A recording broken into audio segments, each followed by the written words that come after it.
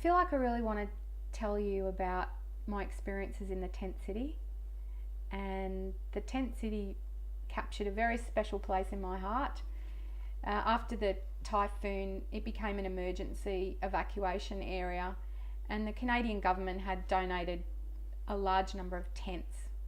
I think maybe they'd been used by their army. So imagine Cairns, tropical conditions, and people living in tents built for, sub-zero standards.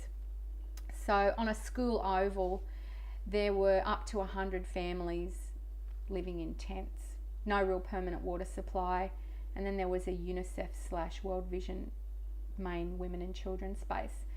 So the first time I went down there, I just started walking around and talking to people. I took the guitar and said, as I walked from tent to tent, said, I'm just going to go over near this basketball court and play some songs if you want to come over and have a bit of a listen. So I wandered over and just sat on a bit of wood, started playing, and next thing I was just surrounded in people. Played for an hour and a half. This old plastic chair emerged at some point, and I'm sitting on this old chair trying to think of any songs that I could to play to these people. And I was so grateful. Had little kids,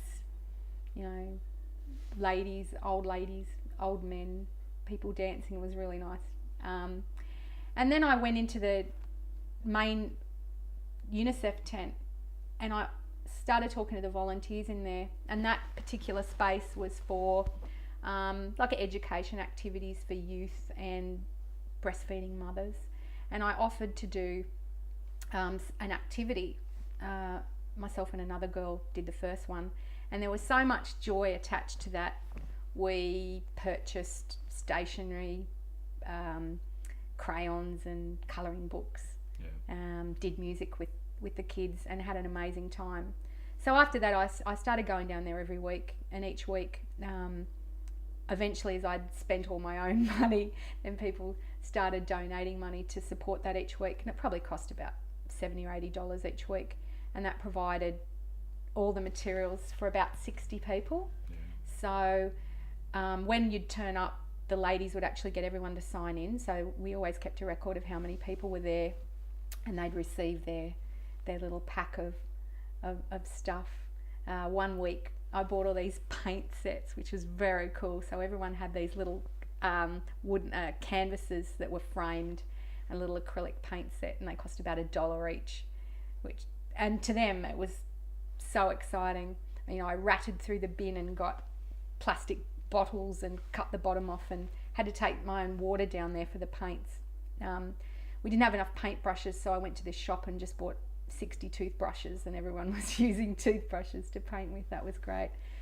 But I was down there one week, and there was a group of volunteers as well. I told them what I was doing, and I got them to come along, and we ended up taking a heap of kids to the beach, and that was so exciting for them. And then we took them to pizza.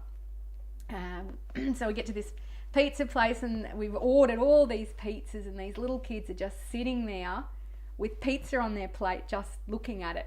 And we're trying to say, kids, come on, get stuck into these pizzas. And then we realised that they'd never had pizza before, and they didn't know they didn't know how to eat it. They didn't know whether they would use a knife they didn't have knives, but they didn't know whether to use a fork or what. So we had to show them how to eat it, and they didn't tear into it like I expected. I just kind of thought these kids would go crazy and they didn't at all. They just really, ate it really kind of slow and mindfully, and they wouldn't eat more than 2 pieces. And we got and put more pizza on their plate, and we discovered that the reason they didn't want to eat anymore was because they wanted to take it home to their parents, because it was such an exciting thing. So they actually took more pizza home on little paper plates and napkins, which we'd organised in the shop, than what they actually ate themselves. And that wasn't an idea that we put into their head. That came from them.